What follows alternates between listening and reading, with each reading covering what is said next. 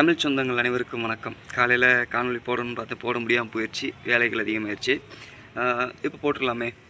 இப்போ என்னன்னு பார்த்தா, முதல் டாபிக்கே என்னோடய நண்பன் உசேன், மாநில மாணவர் பாசறை ஒருங்கிணைப்பாளர் கைது நடவடிக்கை. எதுக்குன்னு பார்த்தா, விஜயை அவதூறு பேசினாராமா. என்னடா அவதூறுன்னு யோசிச்சா, அதாவது கர்ம வீரர் காமராஜர் சொன்னார் இல்லையா, நாட்டை கூத்தாடி கையில் கொடுங்க, அவன் கூத்தியா கையில் கொடுத்துட்டு போயிடுவேன்னு. அந்த டைலாக்கை இவர் யூஸ் பண்ணிட்டாராமா. சரி, வேண்டாம், இதுக்கப்புறம் வேண்டாம் பேசினா என் மேலே நான் அவதூறு வழக்கு போடுவீங்க, சிக்க மாட்டேனே. ரெண்டாவது டாபிக்கு என்ன அப்படின்னா, நேற்று மாற்றுத்திறனாளி ஒருத்தர்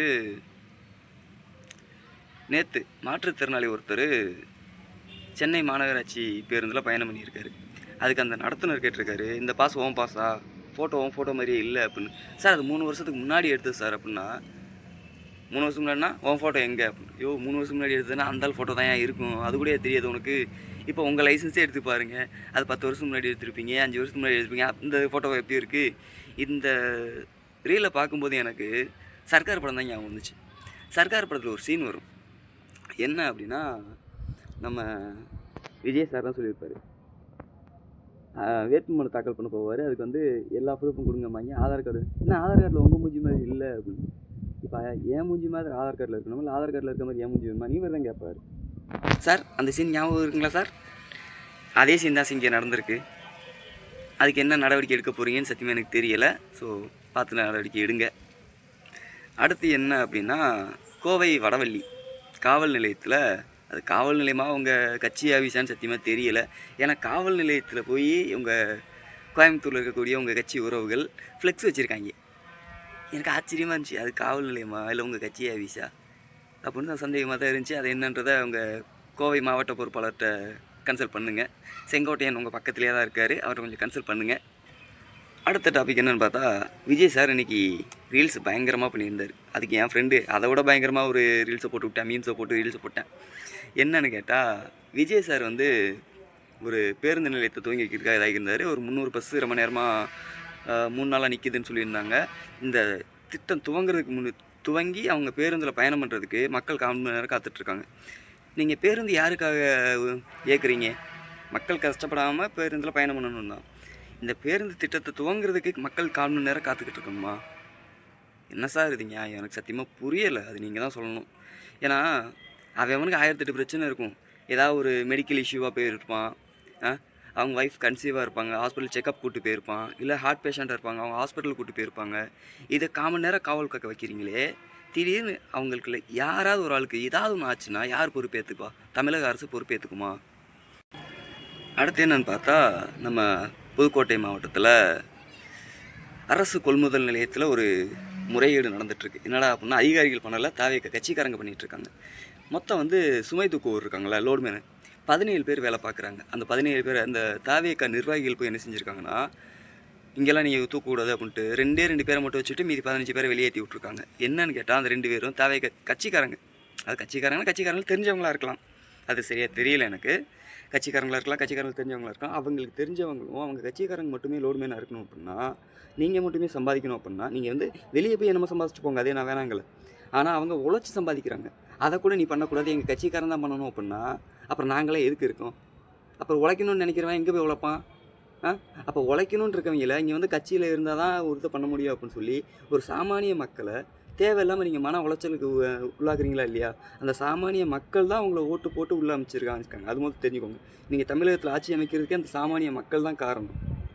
அதை விட்டுவிட்டு எங்கள் கட்சிக்காரன் தான் இதாக்கிட்டு இருக்கணும், ஆளுங்கட்சியாக இருந்தால் என்ன வேணால் பண்ணலாமா அப்படின்ற மாதிரி ஒரு கேள்வி எனக்குள்ளே எழும்புது. அது என்னன்றதை புதுக்கோட்டை உறவுகள் கொஞ்சம் சொன்னீங்கன்னா நல்லாயிருக்கும். அதே மாதிரி புதுக்கோட்டையில் இந்த சாலை ஓர கடைகள் இருக்கு இல்லையா, அதாவது புதுக்கோட்டையில் இருக்கவங்களுக்கு தெரியும். புதுக்கோட்டை பஸ் ஸ்டாண்டில் இருந்து நம்ம அது என்ன ஹோட்டலு, பிரின்ஸ் ஹோட்டல்னு நினைக்கிறேன், அதை தாண்டி வர்றது வரைக்கும் காலேஜுக்கு பக்கத்தில் கலைஞர் காலேஜ்னு நினைக்கிறேன். அந்த காலேஜோட பேர் சரி ஞாபகம் இல்லை, ஏன்னா அந்த பக்கம் போய் ரொம்ப நாள் ஆகுதுங்க, மறந்துட்டேன். மாட்டு சிலையிலேருந்து ஒரு 30 மீட்டர் அந்த டிஸ்டன்ஸ் வரைக்கும் அந்த கடைகள் இருக்கத்தான் செய்யும். புதுக்கோட்டை பஸ் ஸ்டாண்ட்லேருந்து இந்த பக்கம் வர்றது வரைக்கும் கடைகள் இருக்கத்தான் சரி, சாலை ஒரு கடைகள். அவங்கள போய் நீ கடை வைக்கக்கூடாது, கடையை எடு, நடைபாதை நடப்பதற்கென்றது எங்களுக்கு தெரியும் சாமி, அதையே உங்களுக்கு தெரிய மாட்டேங்குது. இப்போ நீங்கள் புதுக்கோட்டை சாலை ஓரத்தில் கடைகள் எடுக்க சொன்னீங்க இல்லையா, அதில் எனக்கு என்ன சந்தேகம் வருது அப்படின்னா, மற்றவங்களுக்கு தெரியுமா தெரியாதான்னு தெரியல, புதுக்கோட்டையில் இருக்கவங்களுக்கு தெரியும். ப்ரைவேட் பஸ் அதிகமாக நிற்கிறது ரோட்டில் தான் நிற்கிது. அதாவது அந்த பேரிகார்டுக்கு தாண்டி தான் நிற்கிது. நைட்டு 9, 8, 8:30க்கு மேலே அப்படின்னாலே ப்ரைவேட் பஸ் தான் அங்கே ஆதிக்கம் அதிகமாக இருக்கும்.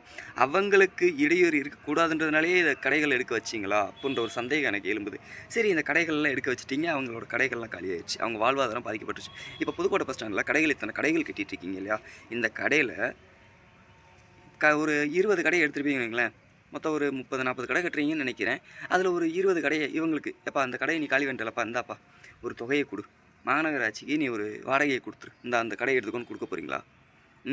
புதுக்கோட்டை பஸ் ஸ்டாண்ட் எல்லா ஊர்லேயும் பஸ் ஸ்டாண்டை கட்டிட்டு 2வது கடையை கட்டுவாங்க. புதுக்கோட்டையில் மட்டும்தான் கடைகளை கட்டிட்டு பஸ் ஸ்டாண்டை 2வது கட்டிகிட்டு இருக்காங்க. அப்புறம் மின்சாரத்துறை அமைச்சர் ஒரு வார்த்தையை சொல்லியிருக்காரு பாருங்க, ஷாக் ஆகிட்டேன் நான். என்ன அப்படின்னா, இந்த ஆண்டு மின்சார கட்டண உயர்வு இல்லை. ஆடா பாவிகளா, இதுக்கப்புறமும் உயர்த்துவீங்களாடா அப்படின்ற மாதிரி எனக்கு தோணிடுச்சு. ஷாக் ஆகிட்டேன் நான். இல்லை அம்புட்டு கட்டிக்கிட்டு இருக்கோம். அதே மாதிரி இந்த இன்ஸ்டாவில் ஒரு ஃபேக் ஐடி சொல்லியிருந்தீங்க. நிறைய உறவுகள் நண்பா நீ பேசு நண்பா அப்படின்னீங்க. அது வரைக்கும் எனக்கு மகிழ்ச்சி. என்னடா இது, நம்ம யூடியூப் சேனலை யாருமே அதிகமாக ஃபாலோ பண்ணுறது இல்லையா அப்படின்ற மாதிரி எனக்குள்ளே ஒரு வார்த்தை இருந்துச்சு. ஆனால் இப்போ நிறைய உறவுகள் எனக்கு இன்ஸ்டாவிலையும் சரி, வாட்ஸ்அப்லேயும் சரி தனியாக மெசேஜ் பண்ணி, நீ பேசு நண்பா, உன் சேனல் இதை பார்க்கணுன்னு ஆசைப்பட்றேன் அப்படின்னு கிட்டத்தட்ட ஒரு 7 உறவுகள் சொல்லியிருந்தீங்க. ரொம்ப சந்தோஷம், பேசிடுவோம். ஆனால் அதுக்கு கலைஞர் உரிமை தொகைக்கு இப்போ ஒருத்தன் அப்ளை பண்ணுங்கள், இது விஜயோட இதில் வருது அப்படின்னு சொல்லி ஒரு ஃபேக் ஐடி ஒருத்தன் சுற்றிக்கிட்டு இருக்கேன். இப்போ மகளிர் உரிமை தொகைக்கு நீங்கள் ஆன்லைன்லேயே அப்ளை பண்ணலாம் அப்படின்னு சொல்லிட்டு ஒரு ஃபேக் ஐடி ஒன்று சுற்றிக்கிட்டு இருக்கு. அவன் எப்படி நான் ஃபேக் ஐடி கண்டுபிடிச்சேன் அப்படின்னா, அது MUT தான் அதோட ஷார்ட் ஃபார்மு, அதாவது மகளிர் உரிமை தொகை. ஆனால் அவன் என்ன சொல்கிறான், KMTUT அப்படின்னு போட்டிருந்தான். KMUT இது எங்கேயே கேள்விப்பட்ட மாதிரி இருக்கே அப்படின்னு யோசிச்சு அப்படின்னா, கலைஞர் மகளிர் உரிமை தொகை அப்படின்றது வந்துச்சு. உள்ளே போய் செக் பண்ணி பார்த்தா அந்த ஐடி ஃபேக் ஐடி. அவன் இன்ஸ்டாவில் இந்த மாதிரி வீடியோ போட்டு நான் தாவேக்காக்காரன் அப்படின்னு சொல்கிறதுக்காகவே சுற்றிக்கிட்டு இருக்கான். அது ஒரு ஃபேக் ஐடி. ஸோ அந்த ஐடி வேணும்னா நாளைக்கு காணொலியில், இன்றைக்கி உறவுகள் கேட்குறத பொறுத்து நாளைக்கு அந்த ஐடியை போட்டு அதுக்கப்புறம் என்னோடய காணொலி போடலாம். நன்றி, வணக்கம்.